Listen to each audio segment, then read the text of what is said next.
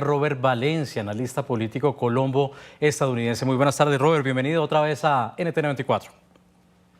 Un placer estar con ustedes nuevamente. Muchas gracias por la invitación. Robert, además de lo que dijo y lo resaltaba Juan Camilo Blanco en su informe, Gustavo Petro, también se conoce la declaración de la Embajada de Colombia en Estados Unidos, que asegura que ninguna autoridad de ese país ha notificado sobre la supuesta investigación al presidente Gustavo Petro, e insisten en que estos señalamientos carecen de fundamento. En todo caso, en una situación así, alguien como Gustavo Petro tendría que ser informado, o esto se trataría de una filtración.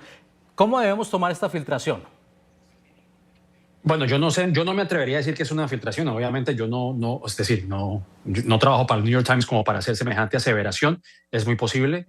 Evidentemente sí, el periodista que ha trabajado en ese artículo seguro tendrá contactos internos. Es bien sabido que dentro de los gobiernos, por lo menos aquí en Estados Unidos, hay lo que se llaman informantes y pasan informaciones bajo condición de anonimato, pero obviamente hablar de una infiltración yo no me atrevería a decirlo porque estaría yo faltando a la verdad.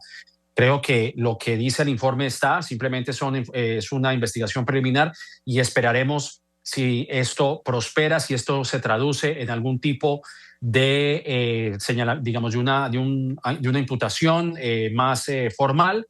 Pero yo creo que para mí, sinceramente, es algo muy prematuro para determinar, pero evidentemente la noticia, tratándose del presidente del país, pues obviamente esto genera digamos, un remesón político, como se ha señalado en el reporte. Claro, Robert, porque es que en todo caso, pues el gobierno intenta lavarse las manos, intenta limpiar su imagen diciendo que es que las autoridades de Estados Unidos no han comunicado ninguna investigación, pero en ese caso Petro tendría que ser informado, o simplemente Estados Unidos entra a investigar.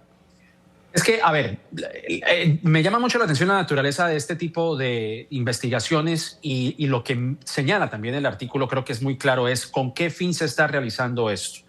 Es decir, no es primera vez que en Colombia desafortunadamente existen las filtraciones del narcotráfico.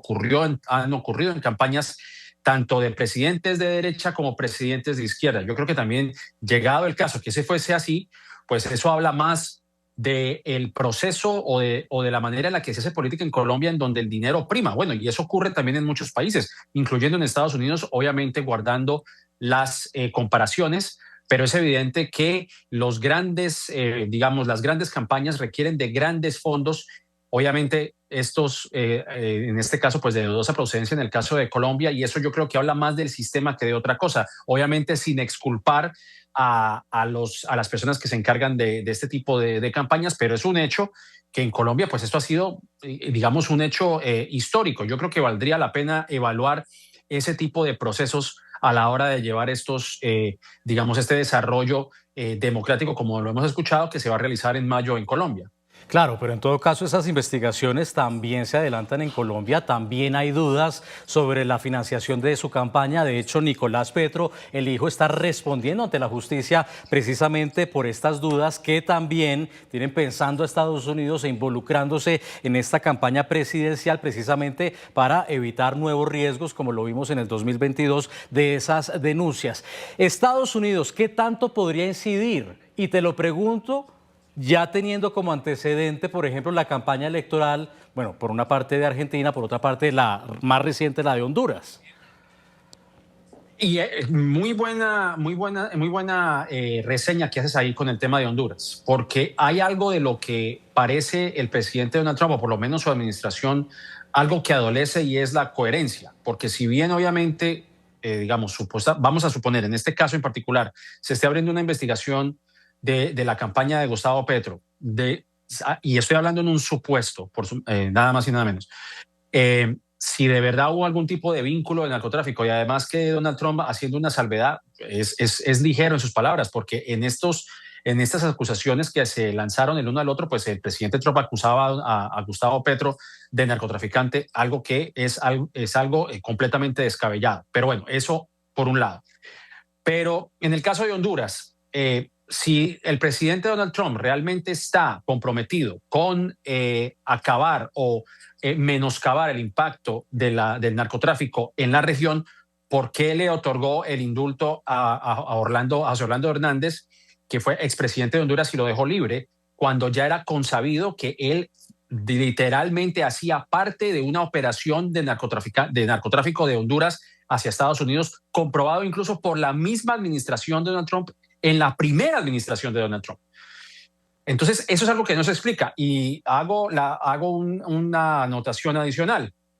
Y es este escudo de las Américas, esta cumbre que realizó en Miami, donde la mayoría de los presidentes eran de derecha, con la idea de crear este esquema militar en contra del narcotráfico, y la mayoría de los presidentes eran de derecha, más no invitó a otros países, como el caso de Colombia, que es el principal productor de cocaína en el mundo. Tampoco invitó a México, que es un país de tránsito y donde obviamente hay un recrudecimiento de la violencia por parte del narcotráfico, como lo vimos hace algunas semanas con la muerte del Mencho, y en el caso de Brasil también, que se ha convertido en un paso del tráfico, del narcotráfico a distintas partes del mundo. Entonces, ¿qué es lo que está tratando de hacer Donald Trump? Y eso es a lo que apuntala este artículo del New York Times, es de tratar de influir en las elecciones. Es muy posible, como ocurrió en Argentina y como ha ocurrido en otras partes de Latinoamérica, en donde vemos que hay un viraje hacia la derecha, y evidentemente pues eso es lo que está tratando de hacer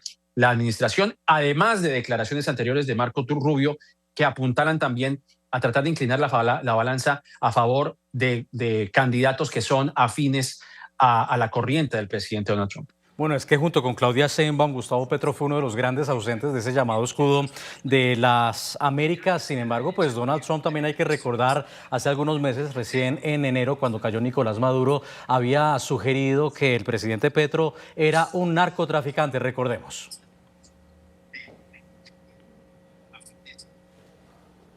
Así que en respuesta a los Estados Unidos y al tomar petróleo de Venezuela, a pesar de las sanciones, el presidente Gustavo Petro ha criticado a los Estados Unidos diciendo que el suroeste es tierra robada y que debería ser devuelta a Latinoamérica. Yo quisiera saber cuál es su respuesta ante eso. Bueno, él debe revisar muy bien lo que está haciendo, porque él tiene fábricas de drogas que tienen y están creando cocaína. En Colombia tienen fábricas de cocaína. No es amigo de los Estados Unidos, es un tipo muy malo, y más le vale que se cuide ese, porque él está mandando drogas a los Estados Unidos de Colombia, y a nosotros nos encantan los colombianos. A mí me encantan los colombianos. Son buenas personas, enérgicas, inteligentes, geniales, pero su nuevo líder es un alborotador, y más le vale que él cierre esas fábricas de cocaína. Hay al menos 3 grandes fábricas y él debe cerrarlas rápido.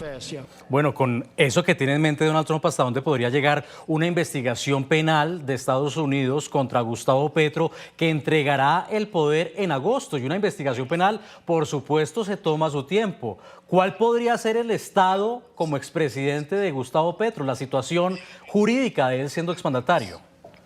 Bueno, lo mismo que le sucedió a José Orlando Hernández, pero yo creo que eso es entrar en especulaciones y yo francamente no voy a entrar en ese juego. Es esperar cómo se desarrollan estas investigaciones, pero evidentemente yo creo que hay que analizar también con mucho cuidado las operaciones del Departamento de Justicia, y algo que yo quiero traer a colación es lo que ocurrió en enero en Venezuela con la extradición prácticamente de Nicolás Maduro, que de hecho estaremos esperando un juicio en los próximos días, y en donde Marco Rubio señalaba que esto se trataba de una operación policial y no de una intervención militar. Y yo creo que eso es algo que también hay que ver, cómo el Departamento de Justicia comenzará a crear un acervo en caso de que llegue a encontrar algún tipo de financiación, que si hay algún tipo de financiación, y qué tipo de medidas se tomarán de aquí en adelante. Pues eso yo creo que está por verse también.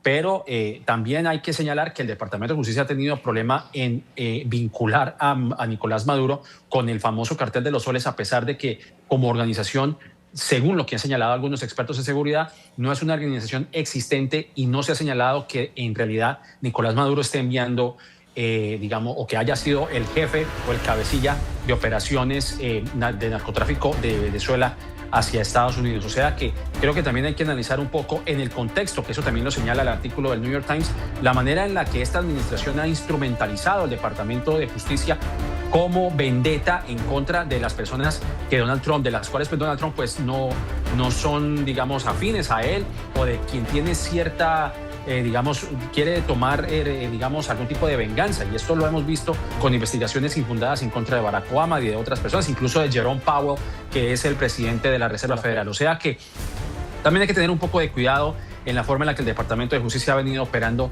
últimamente, porque francamente algunas de las acusaciones o de los casos que presenta, pues a veces carecen de fundamento. Así que vamos a ver cómo se va a desenvolver. Vuelvo y señalo, yo no me atrevo a hacer ningún tipo de especulación con respecto a Gustavo Petro. Veremos lo que señalan las investigaciones, pero es interesante, sin lugar a dudas, el contexto actual en el que se da estas investigaciones. Robert Valencia, analista político desde Nueva York, gracias por haber estado con nosotros. Saludos. Gracias. Primera pausa en la tarde. Recuerden